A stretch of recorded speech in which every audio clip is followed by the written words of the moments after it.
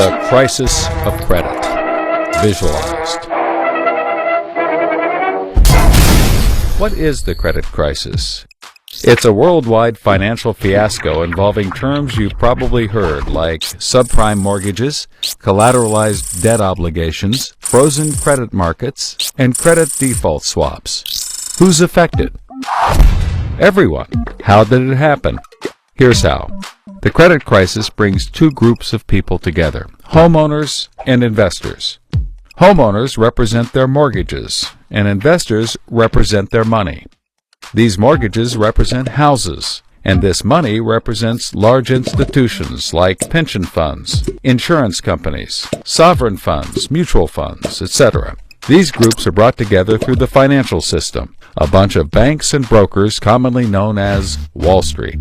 While it may not seem like it, these banks on Wall Street are closely connected to these houses on Main Street. To understand how, let's start at the beginning. Years ago, the investors are sitting on their pile of money, looking for a good investment to turn into more money. Traditionally, they go to the U.S. Federal Reserve, where they buy treasury bills, believed to be the safest investment. But in the wake of the dot-com bust in September 11th, Federal Reserve Chairman Alan Greenspan lowers interest rates to only 1% to keep the economy strong. 1% is a very low return on investment, so the investors say, no thanks. On the flip side, this means banks on Wall Street can borrow from the Fed for only 1%. Add to that general surpluses from Japan, China, and the Middle East, and there's an abundance of cheap credit. This makes borrowing money easy for banks and causes them to go crazy with leverage. Leverage is borrowing money to amplify the outcome of a deal. Here's how it works. In a normal deal, someone with $10,000 buys a box for $10,000. He then sells it to someone else for $11,000. For a $1,000 profit, a good deal. But using leverage, someone with $10,000 would go borrow $990,000 more dollars, giving him $1 million in hand.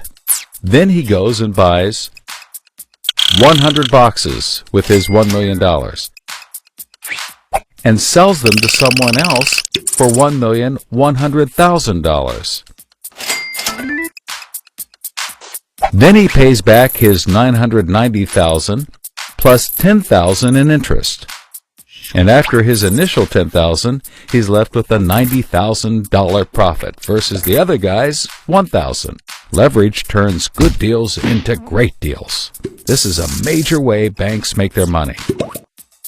So Wall Street takes out a ton of credit, makes great deals, and grows tremendously rich, and then pays it back.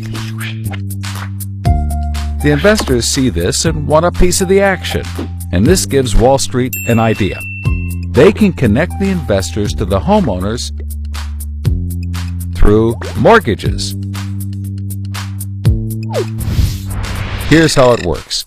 A family wants a house, so they save for a down payment and contact a mortgage broker. The mortgage broker connects the family to a lender who gives them a mortgage. The broker makes a nice commission.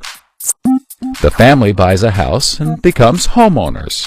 This is great for them because housing prices have been rising practically forever. Everything works out nicely. One day, the lender gets a call from an investment banker who wants to buy the mortgage. The lender sells it to him for a very nice fee. The investment banker then borrows millions of dollars and buys thousands more mortgages and puts them into a nice little box. This means that every month he gets the payments from the homeowners of all the mortgages in the box. Then he sicks his banker wizards on it to work their financial magic, which is basically cutting it into 3 slices: safe, okay, and risky. They pack the slices back up in the box and call it a collateralized debt obligation, or CDO. A CDO works like 3 cascading trays. As money comes in, the top tray fills first, then spills over into the middle, and whatever is left into the bottom. The money comes from homeowners paying off their mortgages. If some owners don't pay and default on their mortgage, less money comes in and the bottom tray may not get filled. This makes the bottom tray riskier and the top tray safer. To compensate for the higher risk, the bottom tray receives a higher rate of return, while the top receives a lower, but still nice return. To make the top even safer, banks will insure it for a small fee called a credit default swap. The banks do all of this work so that credit rating agencies will stamp the top slice as a safe, AAA rated investment, the highest, safest rating there is. The OK slice is BBB, still pretty good, and they don't bother to rate the risky slice.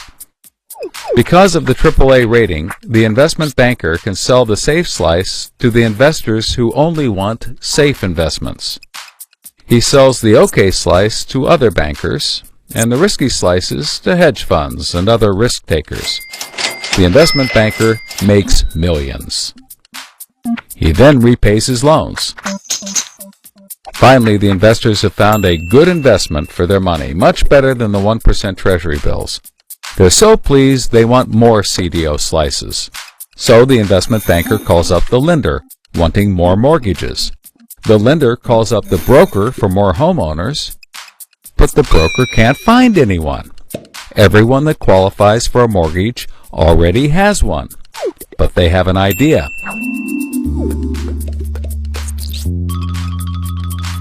When homeowners default on their mortgage, the lender gets the house, and houses are always increasing in value. Since they're covered if the homeowners default, lenders can start adding risk to new mortgages.